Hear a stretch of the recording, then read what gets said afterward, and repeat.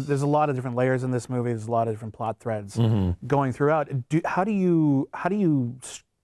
you plot this out ahead of time? Do you have a big board with note cards, or are you just so good at this point? You know, for my last novel, which was 1,000 pages long, you know, A Moment in the Sun, I had the history of everything from about 1896 until 1903, and that was the span of the movie, which includes the Spanish-American War and the Philippine-American War and the Yukon Gold Rush and all this. So I actually had a history thing, and that was the architecture. And then I took my characters and I said, well, here's my main people, these four main guys. Where do they show up? Where would they be? How would I get them there? How would I get them to cross paths here? So sometimes I do the same thing with a script. I usually don't have a big board, but I do some graphic things. There's a great thing that Alan Dwan, who I think his best known movie is The Sands of Iwo Jima. Oh, yeah. You said is he used to, when he'd write a script, he would draw a circle and he'd put the names around the circle. And then he'd draw lines between the characters who had a scene together or a relationship. And if he saw somebody with just one line, he said, do I need that guy? Could I combine him with other, or can I draw another line? So what if he's not only the guy who comes in and tells them, you know, the Indians are attacking, but he's also the brother-in-law of this person. And then he has a scene with his sister that tells this. Is that, so you glue the thing together. Is that very specifically where we get the term dovetailing? Because you're just creating that sort of dovetailing's a carpentry term, but you know, so that it seems more organically glued together. And there's not that guy, that supernumerary who runs in and with a spear. I'm interested in who that guy is. What if we have a scene with him talking to another guard? You know, about, you know, I'm a little nervous because you know what I overheard today. You know, and that brings the plot forward. And maybe if he shows up sometime later and, you know, it's him who gets killed instead of just some extra. You got something riding on the guy. Now you're a prolific rewriter, polisher. They bring you into bigger projects. Do you have the time to dedicate this much attention to all of those as well, or do you try to make the time? No, I work much harder for other people than I work for myself. Yeah? Yeah, I'm not going to get to direct those. I'm not going to get to edit those and keep steering them in the direction I want to go. So it's all got to be in the script, and I'm helping them tell their story, not mine. So I do many, many more drafts for other people than I do. And it really is, the hardest thing is getting a clear mandate from them. If I get a clear mandate, I can go to town, but they have to tell me, do you want this more detailed, or do you want it more generic? Do you want it more realistic, or do you want it to happen in Toronto, standing in for Cleveland, and it's just kind of movie world. But they have to really tell me that so I know what I'm doing. There was a film, there's a documentary you took part in called Great Directors, and you gave an anecdote about working on The Patriot. And they were just like, yeah, we want this Civil War hero, but can we find a way to make him not have slaves? Yeah, that wasn't me. That was friends of mine who worked on that, talking about how many drafts it went through. Oh, okay. Because they would get these drafts, and eventually they took all the real names out. And they finally, I don't know whose idea it was, they just felt like, you know what, we have pushed this as far from the history as we really can. We want to go a little further, so let's just drop the real names, and then nobody can really complain. This is just some guy who in the past was in the French and Indian War, who's now involved in the beginning of the Revolutionary War. But then there was that kind of queasy thing of, well, if he is a South Carolina planter, he's going to have some black people on the thing, but let's not see them toiling in the fields. Let's see them happy when he rides back into the carriage. Well, tell me about, like... That's a choice. Sure. Yeah. But tell me about, like, sometimes when that's happened, because you're getting very invested in this. You wouldn't write it if you didn't think they had some potential. Oh, I've been asked to leave or asked to walk from writing jobs when I just feel like where you want to go, I'm not going to do a good job. Right. You know, and that may be, I feel like, okay, you hired me for a certain reason. You hired me to write about this historical character. Where you're going, if you don't want to just make it generic and drop his name, I can't go there for you. You know, get somebody else to do that. You didn't need to hire me. So, you know, and that happens. I mean, usually it's fairly long into the process where I just say, I think you're wasting your money on me. Is that what happened with Dark Skies? No, Dark Skies, I think it just, I think it was actually the studio just said, we don't want to make a science fiction thing. Yeah, Dark Skies, for people who don't know, is an alien Yeah, film that you made that kind of somehow transmogrified into E.T. over Well, time. it wasn't of? that close. It really, Yeah. it was basically drums along the Mohawk with alien, people who come down and mutilate cattle and then get interested in a farm family. But the last scene in it was the one nice E.T. gets left behind.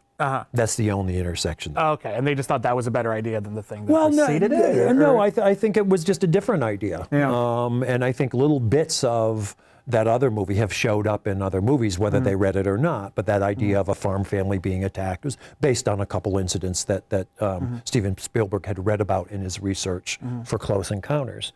So that was really something where I wasn't available to work on the new thing. The studio had decided they didn't want to. I mean, this is, I think, I forget, it might have been Columbia, where they just said, we've got Starman, and it was right after, I think, Spielberg had made 1941, so everybody's saying, well, maybe his luck has changed. Yeah. So maybe we're not going to, make some kind of space fantasy with this guy. And I think they passed on E.T., and he made it somewhere else. It happens. No, sure. As long as the movies you actually make money, they can't really get on you. But you have to admit some of it's luck and it's all guessing. Yeah. Yeah. What was there was a draft of Jurassic Park 4 that you supposedly worked on. I don't know what they're doing with that. Every once in a while I check in, and I think they're going to make it. There's rumors that they're going to make it. Yeah. I assume, because I haven't heard from them a long time, it won't be what the direction I took it in or was asked to take it in. Yeah, and that was fun to work on. Yeah, the rumor was that it had human dinosaur hybrids. All I can tell you is that they're not going to go back to that island and have the same dinosaurs stomp on people. Right. There's no reason to, unless the movie's going to be fun for everybody, including the people who make it. So it's going to be something very different. Yeah. And by now, I have no idea what that is. So I'll be interested in seeing it. But it was fun to work on. Now, you write all these wonderful genre movies, or you work on them, and yet you don't direct them yourself normally, and kind of Brother from Another Planet, but they're off genre. You know, I mean, Mate One kind of has some Western elements in it, as does Lone Star, does Mate One. Have you ever been tempted to put together, just a horror movie more rigidly codified or more quote unquote marketable, which I say the word tapeworm? Yeah, I never actually wrote a horror movie. I don't think I wrote monster movies. Oh, and that's a very different subgenre. But every once in a while I'll get an idea. I haven't had one where I felt like I had to make it. But I certainly like writing those things, and they can be fun. For a while, they were talking about remaking The Creature from the Black Lagoon, and I'd love to work on that. That'd be great. I'm amazed they haven't put that together. I saw that in a drive-in when I was a kid. You think of how many Phantom of the Operas, how many Frankensteins, how many Invisible Men, and we've only had that one cycle of Gilman, and then kind of Monster Squad, but not really. And it was very well done for a guy in a really hot rubber suit. No, that's a good think movie. Of what you could think of what you could do now with both the prosthetics, but also the CGI and stuff like that. Without giving people your valuable ideas, where would you just want to? If you could do Creature from the Black Lagoon, would you try to expand it and have lots of monsters? There's got to be a babe from the Black Lagoon. There's got to be a female. I mean, really, come on. I mean, whatever her name was in the original had to look to that creature like that creature looked to us. So he wouldn't be that interested in her. He's just is so horny that he's even going to carry this human, vaguely female creature. I'm going to carry you into my cave. Now lay some eggs. Grow some scales, and you'll look like something. So, but if there was a female creature around, come on, why would he bother with Dawn Addams? I think that was her name. Yeah. Okay, well, we gotta wrap this up. What are you working on right now? Do you know what's coming up next for you? I have a bunch of screenplays I've written I'd love to make. So if anybody out there has $20 to $60 million you'd like to invest in a movie, please do Limbo 2. Track Can we finally me down. wrap that up a little bit? No. Let's just say Limbo is a consumer warning. It's not just a title. And I'm writing a lot of stuff mostly for cable these days. I don't know what any of those things will happen. They're fun to write. Some mini series and some things that could turn into longer series, which is always a guess. I mean, they all think, oh, this could last forever. And then very often, 1.5 seasons in, they realize we're out of story. And you know what? It couldn't last forever. Let's try to make it last, and that's when people say, geez, I don't know what happened to that series. Well, what happened is they ran out of ideas, and it just wasn't an idea. It was a situation that could keep going on. The characters came to their arc, And unless you're going to kill them and bring new characters in, which some of the new shows, I think this new one with Woody and Matthew McConaughey, Woody Harrelson, Matthew McConaughey, they may try to do something like that, which is the situation may continue, but those two guys may not be in every season. Yeah, you know, that was, that's a great that was idea. the original idea with Heroes. Like Heroes started off really strong, and then they couldn't find a way to shoehorn all their existing characters into new positions, which it was very frustrating. Well, I look forward to seeing what you're doing there. Everyone, go see Go for Sisters. It's a really incredible movie. It's got a theater near you if you're near a theater where it's playing. And go to goforsistersmovie.com and you'll find out if it's playing near you and when. Awesome. John Sayles, everybody. Thank you very much. Thank you.